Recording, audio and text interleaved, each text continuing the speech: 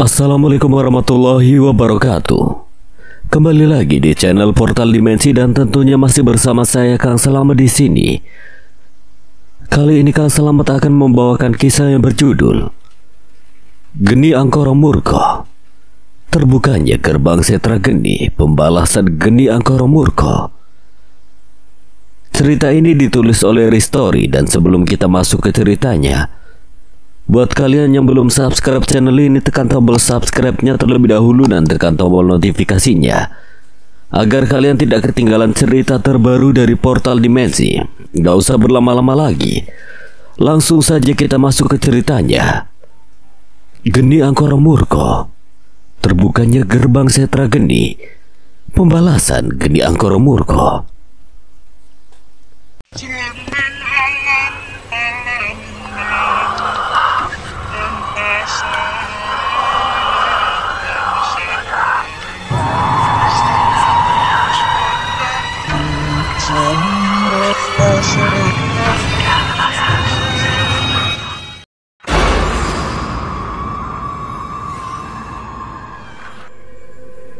Apa aku boleh ikut bertarung?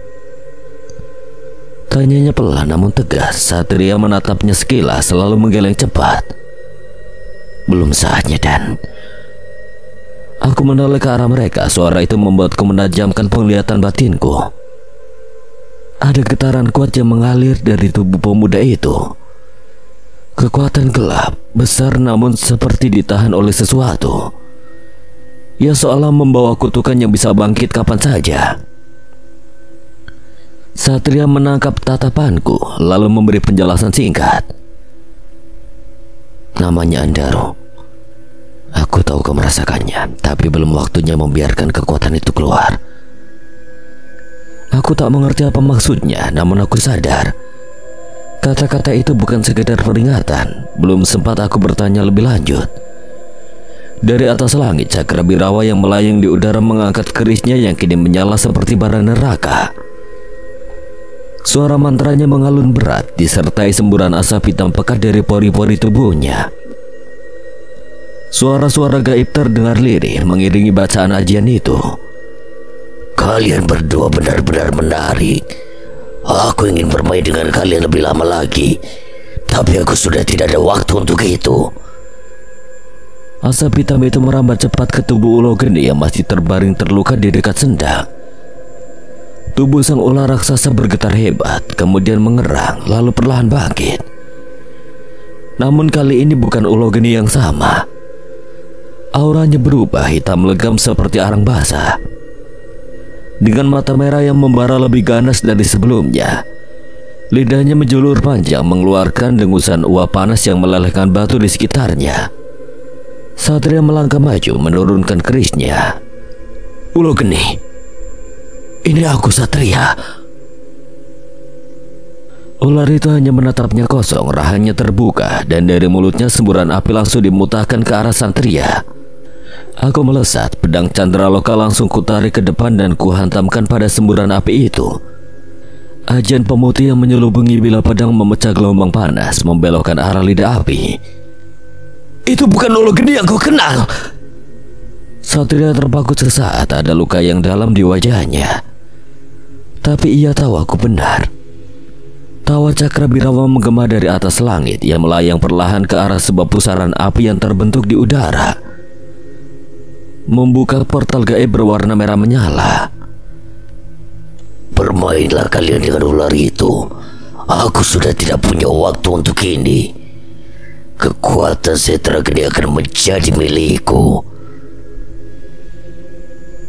Kau pikir aku akan membiarkanmu lari begitu saja? Aku mencoba menyerangnya, tapi ulo geni lebih cepat. Ekor raksasanya menyapu udara menghantam ke arahku. Aku memiringkan tubuh dan pedang, mencoba menangkis, tapi daya pukulannya luar biasa. Tubuhku terlempar dan menghantam pohon. Cakra birawa melangkah masuk ke dalam pusaran. Dengan satu tatapan dingin terakhir, ia menghilang di telan portal yang kemudian menyusut dan lenyap di udara. Hanya kobaran api yang tersisa. Aku berdiri perlahan, dada sesak, gagal lagi. Kami tidak berhasil menghentikannya. Satria menatap langit lalu menunduk. Aura kemarahan terpancar dari dalam dirinya melihat Ulo Geni yang lepas kendali. Tapi tidak ada waktu untuk kecewa terlalu lama. Ulo Geni atau apapun wujudnya sekarang masih berdiri menatap kami dengan amarah yang bukan miliknya sendiri.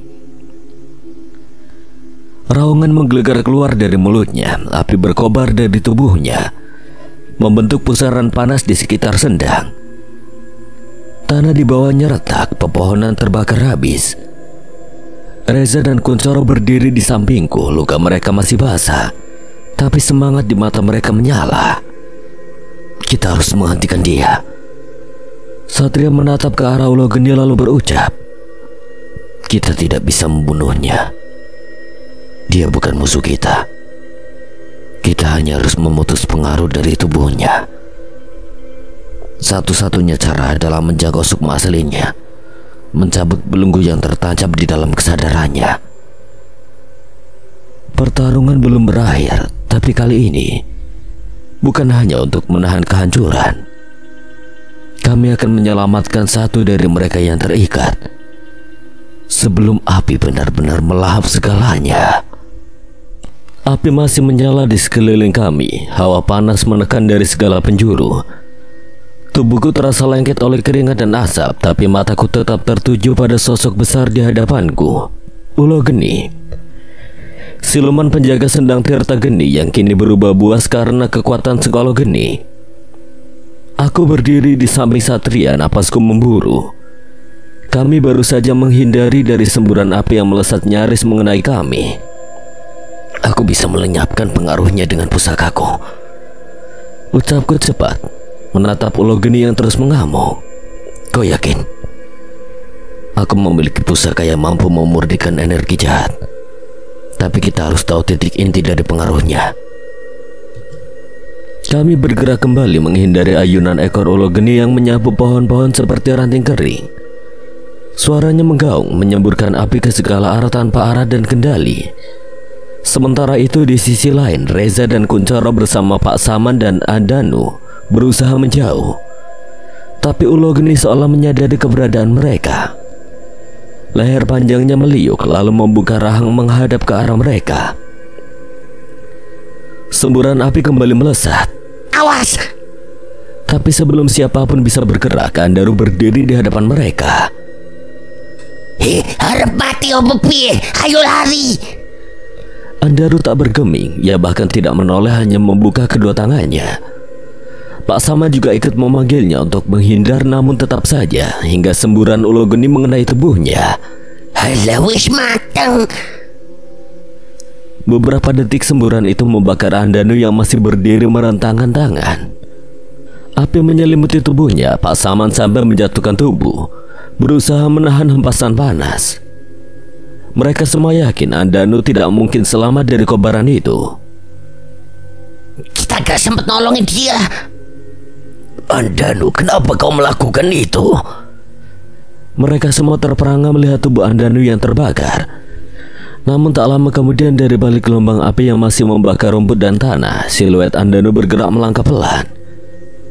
Langkahnya ringan, bajunya masih terbakar, tapi tubuhnya utuh. Tak ada luka bakar, tidak ada darah.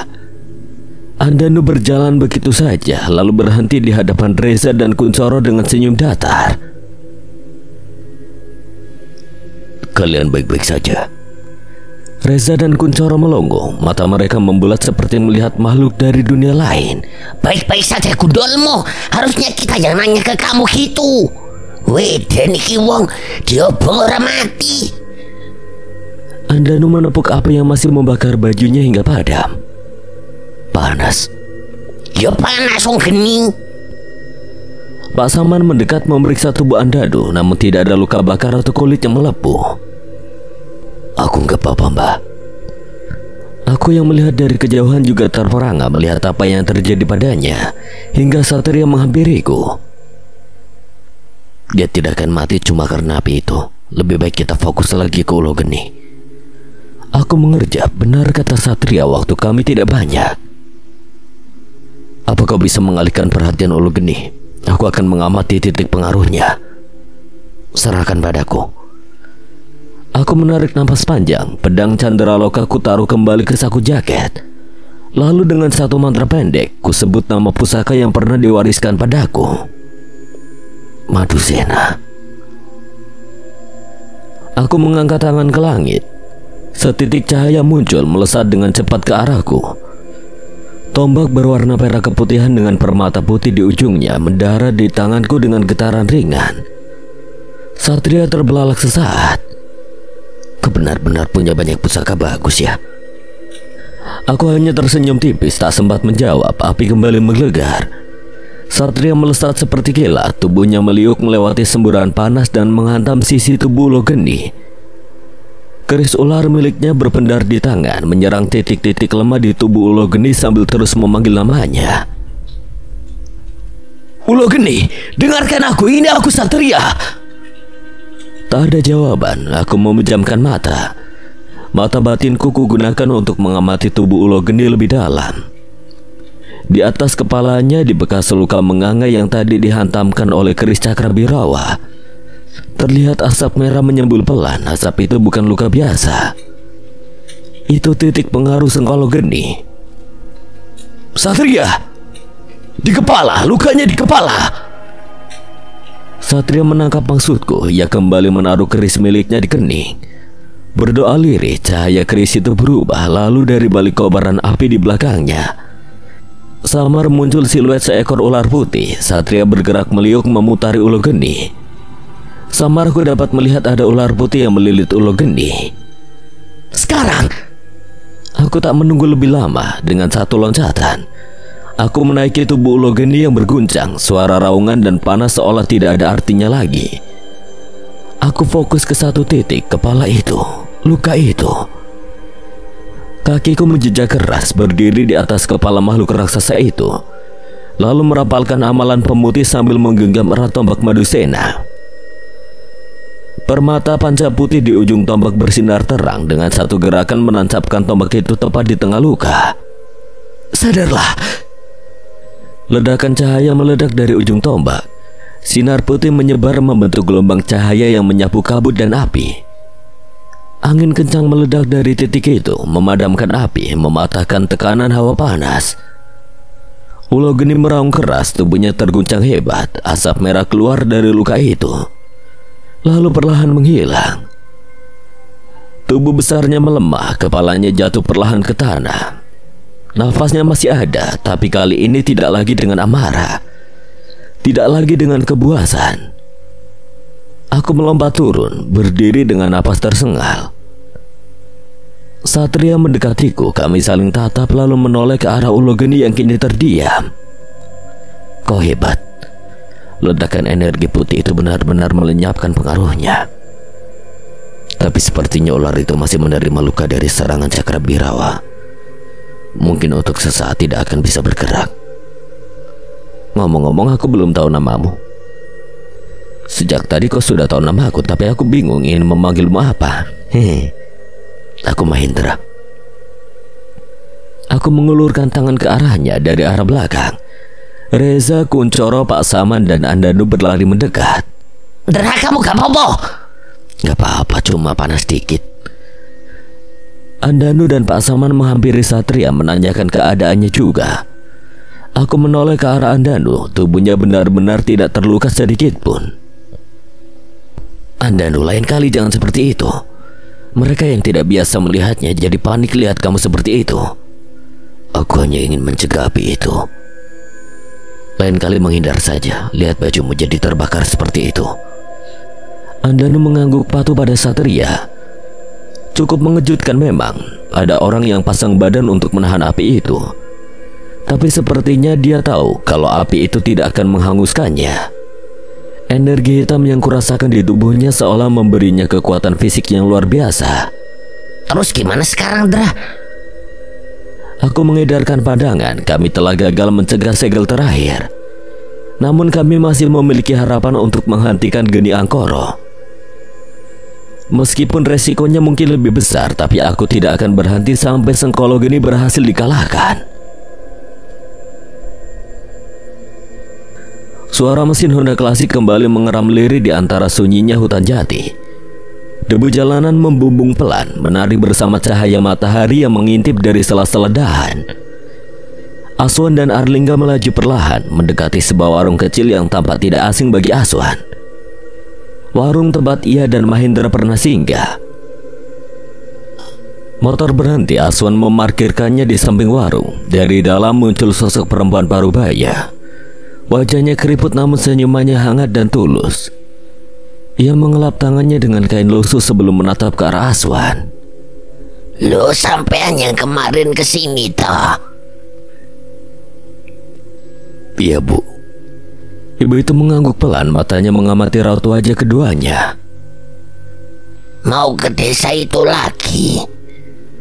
Iya bu, tapi kali ini jalan kaki saja. Kalau boleh kami titip motor di sini. Ibu itu tampak berpikir sejenak, namun kemudian tersenyum dan mengangguk. Taruh saja di belakang di balik tirai bambu, aman kok di sini. Tapi hati-hati kalian ya. Terima kasih banyak bu. Aswan menuntun motornya ke bilik belakang. Setelah berpamitan, mereka melanjutkan perjalanan menyusuri jalan setapak yang lebih sempit. Pepohonan kian rapat, suara burung hutan bersautan, dan tanah yang mereka injak mulai terasa lebih lembab dan berlumut. Mereka sengaja menghindari jalan utama, memilih jalur tepian hutan yang lebih tersembunyi. Desanya masih jauhan. Lumayan. Langkah kaki mereka terayun perlahan, namun pasti. Sesekali suara dedaunan kering terdengar terinjak di bawah sepatu. Mereka tak buru-buru, tetapi tetap waspada. Angin berhembus lembut membawa aroma tanah dan daun tua yang membusuk, khas jalur hutan yang jarang dilalui manusia. Dalam diam, Aswan membuka percakapan. Juna kenapa tidak ikut denganmu? Arlingga menarik napas pelan, matanya menatap jauh ke depan. Dia terluka waktu kejadian di Alas Surawetan, tapi sekarang sudah ditangani Mbah Seno. Mungkin butuh beberapa hari lagi untuk pulih. Aswan mengangguk, dalam hati ia merasa lega mendengar kabar itu. Aku tidak menyangka masalah ini juga ikut menyeret kalian. Mungkin takdir, Wan. Kita semua ditarik ke dalam arus yang sama. Tak ada balasan, hanya derap langkah kaki dan desau angin yang mengisi jeda. Tapi di balik diamnya, Aswan tahu kata-kata Arlingga ada benarnya. Mungkin memang bukan kebetulan kehadiran Arlingga, Reza, Kuncoro, dan yang lainnya. Semuanya terasa seperti kepingan yang memang harus berkumpul untuk menyusun gambar besar yang sedang mereka hadapi. Aswan sempat berpikir, bisakah dirinya dan Mahendra menghadapi semua ini sendirian? Tapi kali ini, semesta seolah menjawab kegelisahannya, menunjukkan bahwa masih ada orang-orang yang berjalan di jalur yang sama, yang juga memikul tujuan yang sejalan. Dan langkah mereka pun terus berlanjut menyusuri hening yang kian menebal menuju desa yang pernah menjadi pusat kekacauan. Kedung Panji yang kini lebih dari sekedar tempat. Ia adalah pintu menuju rahasia terdalam tentang Setra Geni. Setelah 1 kilometer menyusuri hutan, akhirnya siluet gerbang tua Kedung Panji mulai tampak di kejauhan. Kabut tipis menggantung rendah, namun bukan kabut biasa. Ada sesuatu di udara. Tekanan yang tak terlihat tapi terasa. Aswan bisa merasakannya di kulit, di tulang, bahkan di detak jantung yang perlahan semakin waspada. Itu desanya. Desa itu sekarang sudah jadi markas mereka. Penduduk dijadikan tumbal, dan tanah ini sepenuhnya mereka kuasai. Dijadikan tumbal? Penduduk asli, dan sepertinya bukan jumlahnya sedikit. Aswan menatap langit yang mulai redup. Tak perlu dijelaskan lebih jauh. Arlingga tahu betapa kejamnya Cakra Geni. Jika semua yang diceritakan Aswan benar, maka mereka tidak hanya berhadapan dengan sekumpulan pemuja ilmu hitam, tapi para penyintas luka dan dendam yang telah berubah menjadi kekuatan gelap tak terkendali. Dari jarak beberapa ratus meter, 2 sosok berpakaian hitam tampak berdiri berjaga di sisi jalan. Wajah mereka tersembunyi di balik ikat kepala batik, golok tersampir di pinggang. Gerak mereka tenang, tapi mata mereka tajam, seperti binatang buas yang siap menerkam jika ada yang mencurigakan. Aswan menepuk bahu Arlingga dan menariknya mundur, menyelinap ke balik semak rimbun. Kita tidak bisa sembarangan lewat. Sekali terlihat, bisa kelar urusan. Arlingga hanya diam, tatapannya fokus, ingatannya melayang ke kejadian Sendang Lawean. Bagaimana ia dan Juna menyamar menjadi pemuja Dewi Lawean, menyusup di antara para penyembah. Kali ini pun ia punya rencana. Kita pakai baju mereka. Aswan belum sempat merespon saat Arlingga sudah lebih dulu mengambil batu kecil dan melemparkannya ke arah semak di sisi kanan jalan. Bunyi gemerisik memecah kesunyian. Kedua penjaga langsung menoleh lalu perlahan melangkah pergi untuk memeriksa suara. Siapa itu?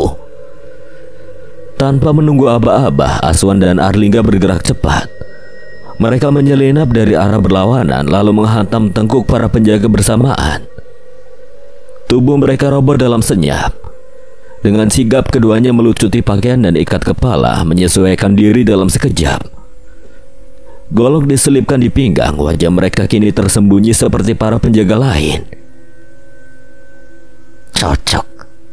Lengkap dengan jimat dan golok, sekarang kita resmi jadi orang dalam. Orang dalam sih orang dalam. Tapi baju mereka benar-benar bowling. Gak ada pilihan lain. Kalau kayak gini lebih aman. Sama seperti aku dan Juna yang menyelinap ke pemuja Dewi Lawean. Aswan hanya berdecak. Ia benar-benar tidak terbiasa memakai baju yang bau keringat seperti itu.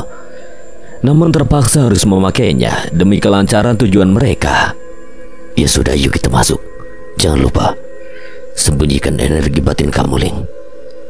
Arlingga hanya mengangguk. Mereka berjalan perlahan ke arah desa, menyatu dengan bayangan-bayangan para penjaga lainnya.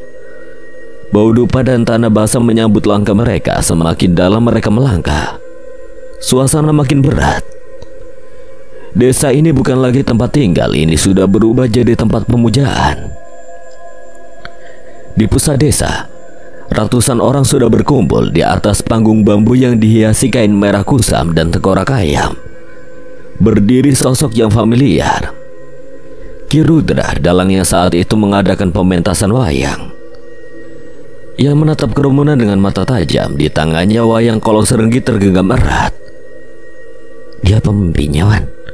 Aku belum tahu. Tapi sepertinya pimpinan mereka adalah Sekar Birawa. Sosoknya tidak ada di antara mereka. Ki Rudra mengangkat tangannya, menyuruh semua orang diam. Suaranya menggelegar, seperti sedang mementaskan lakon yang hanya ia yang tahu akhirnya. Waktunya telah tiba. Gerbang Setra Geni akan dibuka dan patih kita akan memperoleh warisan sejati dari leluhur api. Sorak-sorai membahana, ratusan pasang mata membara dengan gairah kekuasaan yang dijanjikan. Di hadapan mereka, Ki Rudra berdiri bagi ketua kesesatan, menyulut bara harapan palsu di dada yang telah lama diracuni ilmu hitam. Kita akan berangkat menuju lembah larangan di kaki Gunung Merapi. Gerbang sejati menanti. Aswan dan Arlingga saling melirik ke lembah larangan. Kata itu menggema di kepala mereka. Jadi itu tempatnya. Namun sebelum mereka bisa merencana lebih jauh, suara Ki Rudra kembali menggelegar, kali ini dengan nada lebih tajam. Tapi sebelum kita melangkah, kita bersihkan dulu pengkhianat dari dalam. Sorak mendadak terhenti, semua orang diam. Udara menegang, beberapa saling menatap dengan was-was, seperti mencium bahaya yang tak terlihat. Jangan-jangan kita ketahuan. Tenang, belum tentu kita. Jangan bergerak sebelum yakin. Mata Ki Rudra menyapu kerumunan tapi tidak berhenti pada mereka, justru mengarah ke titik lain di tengah lautan manusia berpakaian hitam. Bawa dia ke depan. Dari tengah kerumunan dua orang bertubuh besar muncul. Di antara mereka terseret seorang pria kurus, wajahnya lebam. Tangannya terikat ke belakang, tubuhnya ringkih, namun sorot matanya tak padam. Ia meronta tapi dengan mudah dipukul hingga tersungkur. Aswan terbelalak melihat orang yang dianggap pengkhianat itu. Meski wajahnya banyak luka lebam, Aswan masih dapat mengenali siapa orang itu. Mas Purwo. Siapa dia, Wan? Dia orang yang membantu aku dan Mahendra sewaktu melarikan diri dari desa ini. Aswan tak menyangka kalau penyamaran Mas Purwo selama ini justru ketahuan. Mungkin akibat membawa Aswan dan Mahendra lari. Aku harus bantu dia, Ling. Kami belum balas budi sama dia. Tunggu, jangan sekarang. Pasti ada cara lain untuk menolongnya. Kita pastikan sampai situasi nyaman dulu. Aswan menoleh, napasnya berat. Tapi kata-kata Arli gak masuk akal. Ia menarik napas panjang, menahan gejolak di dadanya. Dari balik kerumunan ia hanya bisa melihat dengan getir bagaimana Mas Purwo terkulai, namun tetap menolak menyerah. Ki Rudra turun dari panggung, langkahnya berat dan penuh amarah. Tanpa peringatan ia menghantam perut Mas Purwo dengan tendangan keras. Tubuh kurus itu terhempas ke tanah. Darah mengalir dari sudut bibirnya. Katakan padaku, siapa yang kau selamatkan tempo hari? Katakan sebelum lidahmu kutarik keluar dari mulutmu. Mas Purwo hanya menggeleng pelan meski tubuhnya gemetar, sorot matanya masih menyala. Aku tidak menyelamatkan siapapun. Sebuah nama meluncur dari mulut dalang tua itu penuh tekanan. Jawi. Dari balik kerumunan sosok pria tua muncul perlahan, tubuhnya dipenuhi bekas luka. Kalung jimat menggantung di leher dan sorot matanya tajam, terlalu tajam untuk manusia biasa. Aswan menajamkan pandangan. Ada sesuatu pada pria itu yang memicu memori lamanya meski samar dan belum tergali sepenuhnya. Orang itu, sepertinya aku pernah lihat dia. Kenal, seperti pernah, tapi aku lupa di mana. Mata Aswan tak lepas dari pria yang kini disebut Mbah Jawi itu. Mbah Jawi menghampiri Mas Purwo, menarik kerah bajunya dengan kasar. Ia menyeringai, bibirnya menipis, matanya menyipit seperti ular sebelum menggigit. Namun belum sempat membawa Mas Purwo pergi, suara Ki Rudra kembali bergema dari panggung. Yang lain bersiap. Kita berangkat malam ini ke Lembah Larangan. Gerbang Setra Geni akan segera dibuka. Suara kembali pecah, kerumunan mulai bubar. Sebagian berjalan ke arah gubuk-gubuk beratap jerami, lainnya menuju utara desa, tempat beberapa kendaraan berjajar dalam bayang-bayang pohon besar. Aswan masih berdiri terpaku, matanya mengikuti Mas Purwo yang kini diseret menjauh. Hatinya seperti diremas. Kita ikuti dia. Suaranya kini bulat, tidak bisa ditawar. Arlingga mengangguk, tak berkata apa-apa. Tanpa banyak isyarat mereka mulai bergerak, menyelinap di antara bayangan rumah-rumah kayu, mengikuti jejak kaki Mbah Jawi yang perlahan membawa Mas Purwo menjauh dari keramaian. Langkah mereka ringan di atas tanah yang lembab menyusup dari balik semak, menunduk rendah mengikuti bayangan tiga sosok yang berjalan di depan mereka. Mbah Jawi dan dua anak buahnya yang menyeret tubuh Mas Purwo ke sebuah rumah gubuk tua di pinggir desa. Gubuk itu berdinding gedekan nyaman. Atapnya dengan daun rumbia, di dalamnya samar terdengar suara langkah dari derit kayu yang dipijak. Kita mendekat. Mereka merunduk ke sisi gubuk, mencari celah di antara anyaman bambu yang renggang. Di sela-sela lubang, tampak Mas Purwo diikat pada tiang tengah. Tangan dan kakinya terjerat tambang kasar, darah menetes dari sudut bibirnya. Di depannya Mbah Jawi berdiri dengan wajah keras, tatapannya menusuk. Sekali lagi aku tanya, siapa yang kau bantu lari dari sini? Siapa yang kau lindungi ya? Mas Purwo mengangkat kepala dengan susah payah, matanya merah, tapi masih menyimpan perlawanan. Ia menggeleng pelan, suaranya parau namun mantap. Mau kau siksa sampai mati pun, aku tidak akan bicara.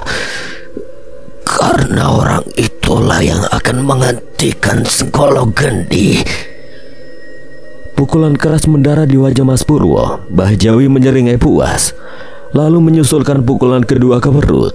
Aswan mengepalkan tangan, napasnya memburu. Bajingan tua itu sudah kelewatan. Arlingga menatapnya waspada, tahu Aswan nyaris tidak bisa menahan diri lebih lama.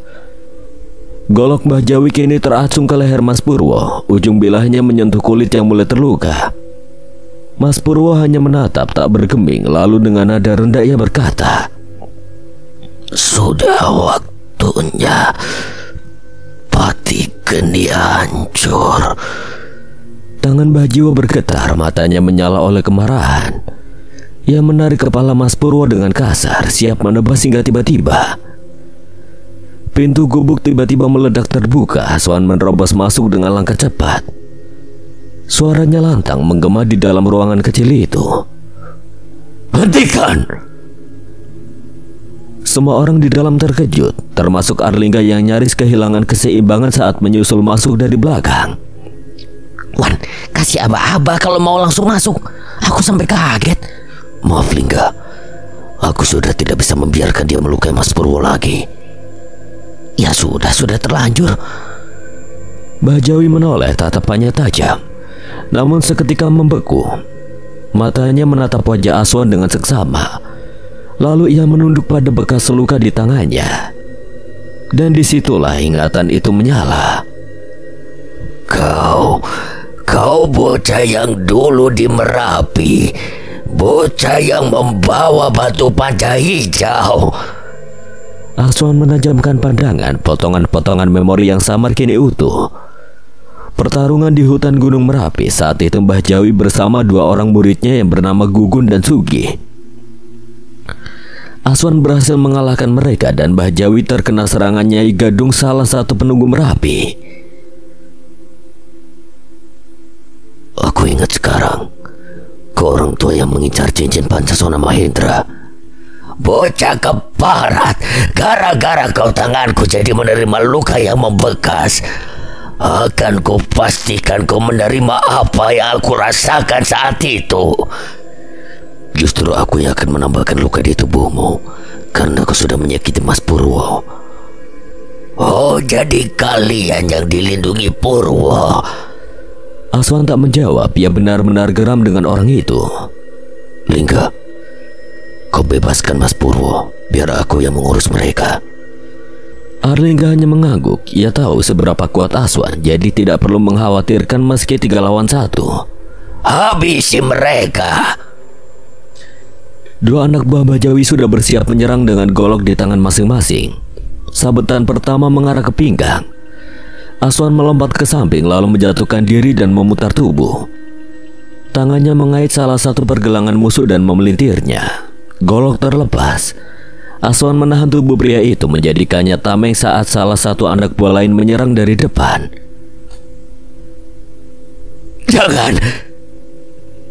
Temannya berhenti menyerang, berusaha mencari celah tubuh Aswan. Namun Aswan memainkan tubuh temannya ke kanan dan ke kiri, membuat orang itu bingung. "Serang temanmu ini." Saat orang itu lengah, Aswan menghantam tulang rusuk si tameng dengan siku, lalu memutar tubuhnya dan menghantam kepala si lawan ke dinding bambu.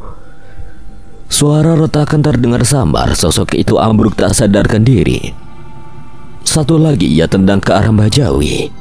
"Dasar bodoh!" Kali ini dirinya melesat. Goloknya berputar seperti baling-baling. Aswan menghindar, nyaris tertebas. Namun tubuhnya cepat menyamping, namun sebuah tendangan memutar dari Mbah Jawi menghantam lengan kirinya. Aswan terdorong ke belakang, terseret di lantai kayu. "Kau pikir masih bisa mengalahkan aku? Aku sudah diberkahi kekuatan langsung dari Pati Geni." Aku membersihkan tangannya yang terkena tendangan dengan senyum meledek. "Kalau begitu akan aku buat kau sadar kalau berkah yang ku dapat itu hanyalah omong kosong." Golok itu kini tertangkup di dada Mbah Jawi. Mulutnya komat kamit menggumamkan mantra dengan suara parau. Samar oleh mata batin, Aswan melihat lidah-lidah api hitam mulai membungkus bilahnya, bergerak seperti makhluk hidup yang lapar. Urat-urat di sekujur tubuh Mbah Jawi menghitam, menyembul kasar di bawah kulit. Matanya memutih seluruhnya tanpa bola mata. Tawa pendek dan parau terdengar memecah kesunyian seperti jeritan dari liang setan. Akan kubungkam dirimu dengan berkah ini. Kau menyebut itu berkah? Kau lebih mirip korban kutukan. Tuhan pemberi berkahmu itu jelas-jelas hanya memanfaatkanmu. Tak ada jawaban. Mbah Jawi melesat cepat ke depan. Tubuhnya seperti dilipat udara. Aswan menghindar ke kanan lalu memutar ke belakang. Menangkis satu tebasan yang meluncur dari arah tak terduga. Kecepatan pria itu meningkat drastis. Gerakannya liar namun terarah. Serangan demi serangan terus mengarah ke tubuh Aswan. Aswan terus bergerak mundur. Beberapa serangan sengaja ia tangkis, membiarkan tubuhnya mencicipi panas dan tekanan yang dilepaskan dari serangan itu. Tubuhnya terdesak tapi matanya tetap tenang. Hingga akhirnya Mbah Jawi berhenti, napasnya memburu, belum membasahi pelipis dan dahi yang kini dipenuhi jalur urat hitam. Aswan berdiri tegak, masih dalam posisi bertahan. Apakah sudah selesai? Kau memang hebat. Seranglah aku. Jangan hanya menghindar dan menangkis. Akan aku buktikan kalau seranganmu takkan mampu mengimbangi kekuatanku. Aswan tersenyum, lalu menggenggam bandul kalung yang tergantung di lehernya. Jemarinya menggenggam erat permukaan logam itu, lalu pelan-pelan menutup mata. Asuka. Udara seketika berdesir. Di sekeliling Aswan, energi putih kebiruan menyebar cepat. Uap tipis mengelilingi tubuhnya. Ia menggunakan 20% kekuatan Asoka. Mbah Jawi memicingkan mata, merasakan hawa batin di tubuh Aswan melonjak tajam. Kekuatan apa yang kau pakai itu? Sebelum sempat berkata lebih jauh, Aswan melesat. Pukulan pertama menghantam rahang Mbah Jawi dari samping. Begitu keras hingga pria itu terhempas ke sisi gubuk, menabrak dinding bambu hingga retak. Suara batuk darah terdengar pelan dari tenggorokannya. Kau yang memintaku untuk menyerang, maka terimalah apa yang kau dapat. Dengan sisa tenaga, Mbah Jiwo bangkit, menyeka bibirnya yang kini berlumuran darah. Bocah keparat. Mbah Jawi menatap ke arah depan, namun tidak menemukan keberadaan Aswan di sana.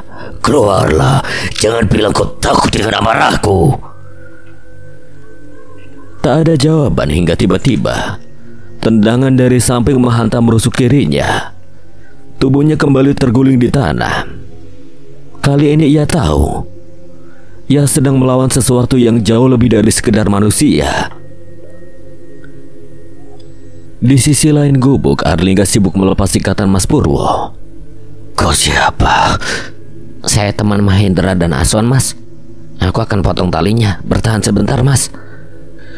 Tali kasar dipotong dengan belati dari pinggangnya. Tubuh Mas Purwo limbung, namun masih sadar.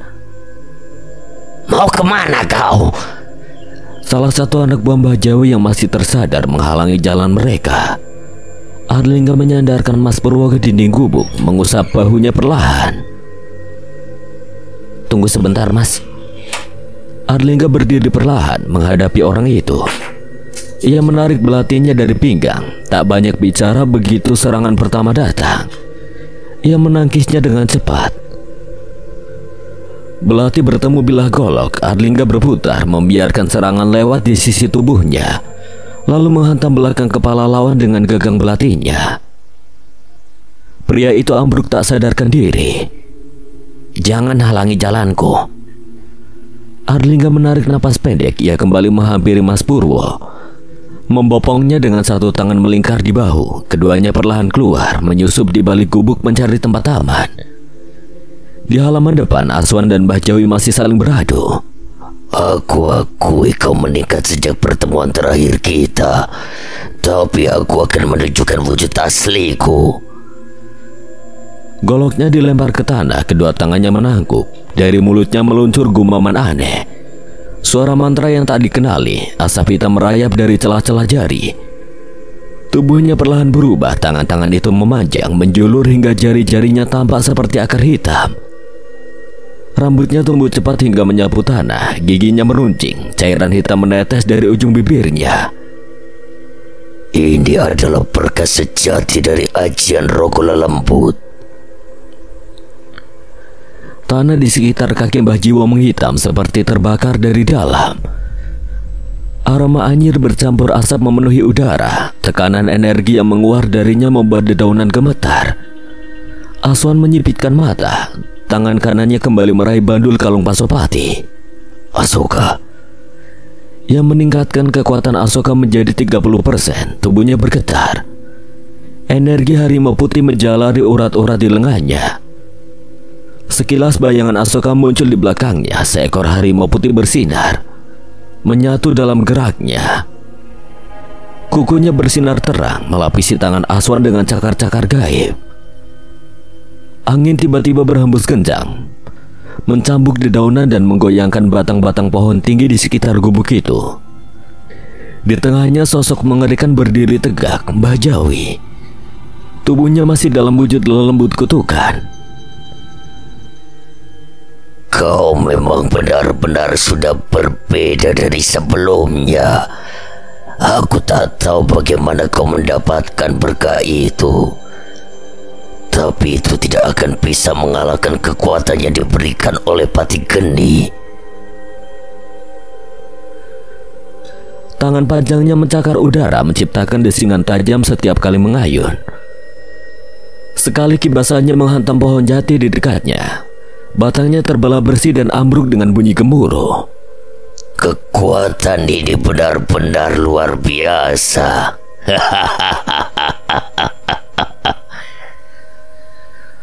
Aswan tetap tenang.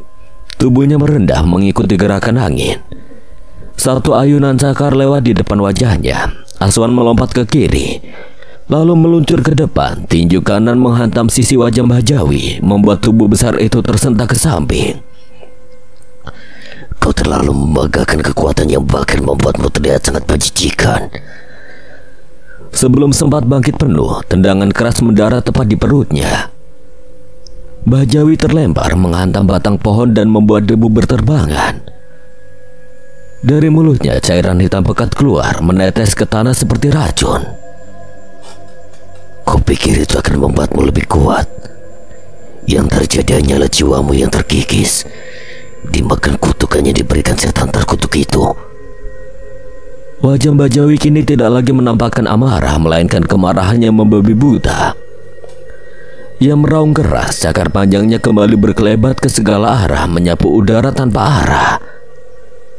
Diam kau tidak tahu apa-apa bocah keparat. Aswan menghindar, tubuhnya bergerak dengan kecepatan yang tidak biasa. Seolah bukan manusia biasa, ia tahu pertarungan ini tidak bisa ditunda lagi. Lembah larangan menunggu dan waktu mereka semakin sedikit. Aku sudah tidak bisa berlama-lama di sini. Tarikan napas pelan ia ambil, matanya terpejam sejenak. Dalam diam, bibirnya membaca sebuah mantra. Dari kedua tangannya, cahaya putih mulai memancar. Aura harimau putih Asoka menyelimuti tinjunya. Udara di sekitar mendadak diam, seolah waktu berhenti sejenak untuk memberi jalan. Aku sudah sampai di sini. Dalam satu gerakan cepat, Aswan melesatkan tinju putihnya menghantam dada Mbah Jawi dengan kekuatan penuh. Tubuh besar itu terguncang hebat, terangkat beberapa inci dari tanah sebelum jatuh tersungkur. Tanpa menunggu, Aswan menangkap rambut panjang Mbah Jawi, menarik kepalanya ke belakang. Matanya menatap langsung ke wajah yang kini mulai berubah, tak lagi mengerikan, namun menunjukkan rasa sakit dan keterkejutan. Asal mula kutukanmu bukan dari tubuhmu, tapi dari hatimu yang gelap. Ia merapalkan amalan pemutih.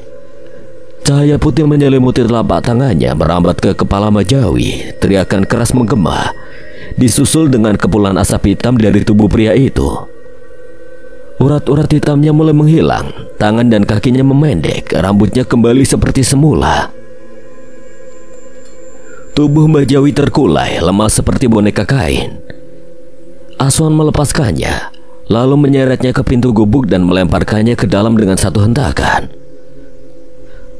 Asal kekuatanmu sudah kuleburkan, tapi konsekuensi dari semua perbuatanmu kau tanggung sendiri. Di sisi gubuk, Arlingga dan Mas Purwo berdiri terpaku. Aswan segera menghampiri mereka.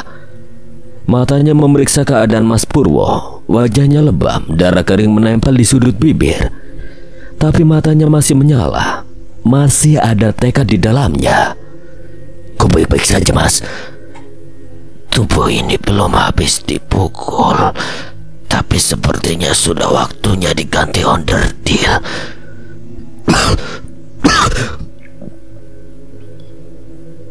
Kita bawa dia ke tempat aman. Gubuk tengah hutan tempat aku dan Mas Purwo bersembunyi. Mereka bergerak pelan, menyusup melewati lorong sempit di antara ladang kosong dan batang-batang pohon. Sinar matahari sudah turun condong ke barat. Bayangan mulai memanjang, menambah muram suasana di sepanjang jalanan kecil itu. Tak lama kemudian, mereka tiba di sebuah gubuk kayu tersembunyi di balik semak lebat. Tempat yang sebelumnya menjadi persembunyian Aswan dan Mahendra setelah berhasil lolos dari pengepungan Cakra Geni. Kini tempat itu kembali menjadi tempat penyelamatan. Rupanya kau masih hafal jalan ke gubuk ini. Baru kemarin masa lupa, Mas. Mereka memasuki gubuk itu. Arlingga menyiapkan alas. Aswan membantu merebahkan Mas Purwo perlahan. Pria itu menghela napas panjang lalu tersenyum. Terima kasih sudah membantuku. Tidak usah berterima kasih, Mas. Memang seharusnya kami menyelamatkan Mas Purwo. Sudah sewajarnya sekarang kami gantian. Di dalam gubuk kayu yang temaram, aroma dedaunan kering dan tanah lembab menguar perlahan.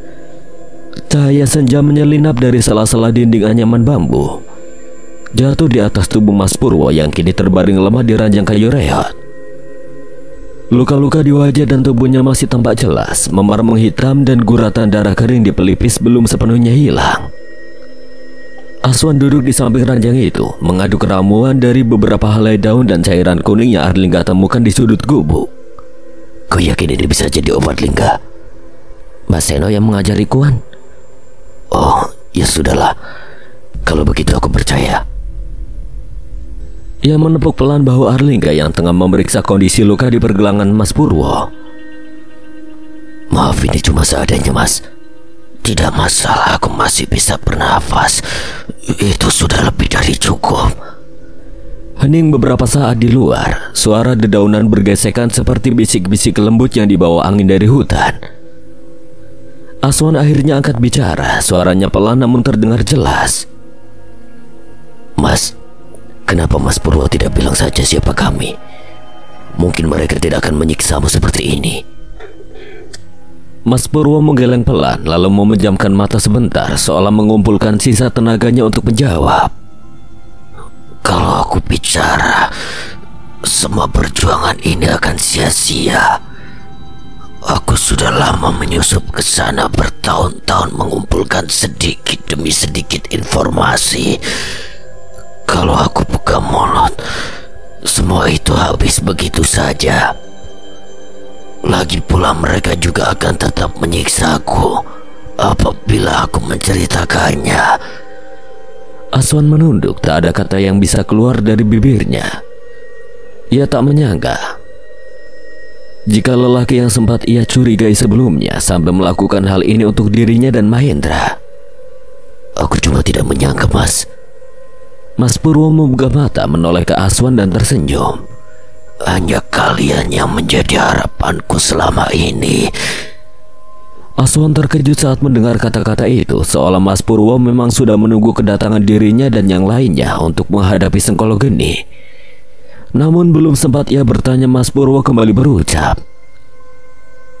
Kalian harus tahu kenapa aku tetap bertahan hidup di antara mereka. Karena aku percaya akan datang waktunya, waktu di mana kalian akan muncul. Kenapa Mas Purwo seolah sudah mengetahui kalau kami akan muncul? Apa ada yang memberitahu Mas Purwo? Aswan ikut menatap Mas Purwo. Kata-kata itu yang ingin ia tanyakan padanya. Jika permasalahan ini selesai, Aku akan menceritakan semuanya pada kalian. Ngomong-ngomong, kenapa kalian ke desa ini lagi? Arlingga menoleh ke arah Aswan seolah membiarkan dirinya yang menjawab. Tujuan kami ke sini, kami ingin tahu lokasi pasti gerbang Setar Geni. Lembah larangan di tengah hutan kaki Gunung Merapi.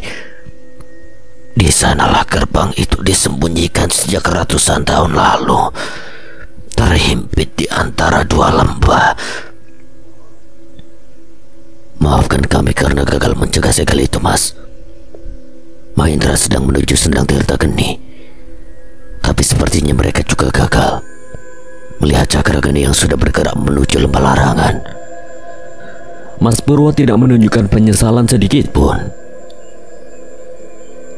Kalian tidak perlu merasa gagal. Segel memang tidak bisa dijaga selamanya, tapi gerbang masih bisa ditutup kembali, dan itu hanya bisa dilakukan dari dalam. Kita masih bisa menghentikannya. Ia mencoba bangkit, tubuhnya gemetar. Pelan-pelan, Mas. Mas Purwo duduk bersandar di dinding kayu lalu melanjutkan dengan suara serak. Malam ini, saat bulan merah mencapai puncaknya, gerbang akan dibuka. Mereka semua sudah menuju ke sana. Kirudra anak buahnya bersama petinggi Cakra Geni lainnya dan pati mereka. Lebih baik kalian segera ke sana. Aswan dan Arlingga saling pandang, kini semuanya semakin jelas. Takdir memang bergerak cepat dan semua jalan kini mengarah ke satu titik terakhir, Setra Geni. Kita harus beritahu mereka. Kita harus mengumpulkan semuanya untuk menuju ke sana. Di luar, langit mulai memerah. Senja berganti malam, bayangan hutan menebal, seperti kabut tipis yang turun dari puncak-puncak gunung. Waktu sudah bergerak, mereka harus bertindak secepat mungkin sebelum kekacauan terjadi. Kami akan menuju Setra Geni, Mas. Ruang pengobatan di dalam padepokan Wisanggeni terasa sunyi. Hanya suara napas berat dan gemerisik dedaunan yang terdengar dari balik jendela kayu yang setengah terbuka. Di atas dipan bambu, tubuh Mbah Harto terbaring lemah. Keringat membasahi dahi dan lehernya. Suko duduk di sisi ranjang, berharap keadaan Mbah Harto akan membaik. Di belakangnya Mbah Arya berdiri bersedekap, menatap dinding dengan rahang mengeras. Sementara Mbah Seno berjongkok di dekat kaki, mengalirkan amalan pemutih agar panas dari ajian lebur sukma tidak semakin menyebar ke organ vital. Meskipun itu hanya sementara.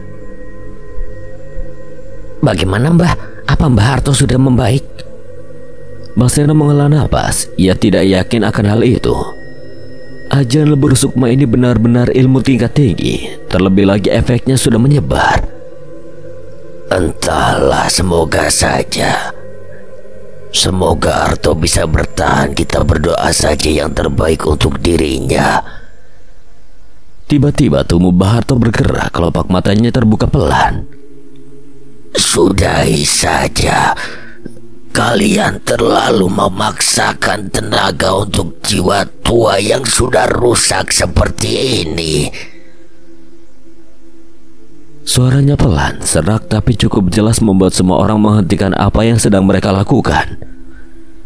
Mbah Seno menoleh cepat. Jangan banyak bicara dulu toh. Tenagamu belum pulih. Lapieno, kalau bukan sekarang, kapan lagi aku bicara dengan dua orang sahabat terbaikku? Matanya menatap lembut ke arah Mbah Seno dan punggung Mbah Arya yang masih berdiri membelakangi. Seumur hidup aku selalu percaya bahwa orang-orang seperti kalian berdua yang mau melakukan apapun untuk orang terdekatnya adalah berkah langka yang diberikan semesta. Mbah Arya tak bergeming, matanya menatap lantai, rahangnya makin mengeras. Tapi kali ini aku tidak ingin jadi beban. Kalian sudah cukup berjuang. Aku hanya ingin kalian fokus membantu generasi selanjutnya. Suko, Mahendra, Arlingga dan yang lainnya. Mereka warisan kita, tuntaskan yang belum mekar sepenuhnya, yang masih butuh bimbingan kalian. Cukup toh. Gue ngomong apa toh? Ngomong kayak orang mau pamit. Kamu gak akan mati, titik. Selama aku masih berdiri, aku bakal nyari cara untuk menyembuhkan kamu. Laiki loh, Arya yang aku kenal selalu keras kepala. Tapi kenapa ngomongnya sambil membelakangi aku, ah? Malu toh, takut wajah sedihmu kelihatan. Suko hanya bisa menunduk. Ia tahu ikatan antara ketiga orang tua itu lebih dari sekedar saudara seperguruan. Mereka adalah teman hidup, perjuangan yang saling menopang dalam gelap dan terang zaman. Orang usah guyon, aku lagi serius. Aku gak pernah bisa lihat sahabatku menyerah begitu saja. Kau tahu itu? Justru karena itu aku ingin bilang sekarang, kalau nanti aku benar-benar pergi. Toh! Mbah Harto terdiam lalu tersenyum. Kali ini ia lebih lembut, lebih dalam, lebih berat. Aku bakal mati saiki, Aryo.